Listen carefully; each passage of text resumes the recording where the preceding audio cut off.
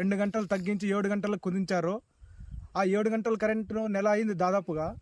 వరి పంటలన్నీ ఎండిపోయినాయి. దాదాపు రైతులంతా చాలా నష్టపోయినారు. ఈ వైసీపీ ప్రభుత్వం వచ్చిన తర్వాత రైతులు ఇంత అధ్వానంగా తయారైందంటే ఈ ప్రభుత్వం 9 గంటలు యాక్చువల్గా అంటే రైతులు 9 గంటలు కూడా కావడం లేదు. 9 గంటలు ఉన్న కరెంటుని ఇంకా పెంచాల్సింది పోయి తగ్గించి రైతులను నాశనం చేసి ఇప్పుడు రేపు సోమవారం నుంచి 9 గంటల కరెంట్ మళ్ళీ ఇస్తామని చెప్తున్నారు. పంటలన్నీ నాశనం అయిపోయిన తర్వాత కరెంట్ ఇచ్చినా ఒకటే ఇవ్వకుండా ఒకటి ఇప్పుడు ఇచ్చినా ఏం ప్రయోజనం ఉంది రైతులకు? ఒక్కసారి ఆలోచించండి ప్రజలారా. రైతులను పట్టించుకొని ఈ ప్రభుత్వం, రైతులు నాశనం చేస్తున్న ఈ ప్రభుత్వం, అదే తెలుగుదేశం ప్రభుత్వ హయాంలో అయితే కాళేశ్వరం గారు అయితే రైతులు నష్టపోతున్నారని ప్రత్యేకంగా జీవో తెచ్చి 12 గంటల విద్యుత్ ఇప్పించారు అప్పుడైతే మనకు. ఇప్పుడున్న ఈ ప్రభుత్వం కానీ పాలకులు కానీ రైతులను పట్టించుకున్న పాపాన పోలేదు. రైతులు గోడు విన్న పరిస్థితి లేదు. ఇప్పుడు సోమవారం నుంచి 12 గంటలు కరెంట్ ఇస్తే ఎవరికి అవసరం? చేతికి వచ్చిన పంట అంతా ఎండిపోయి నాశనం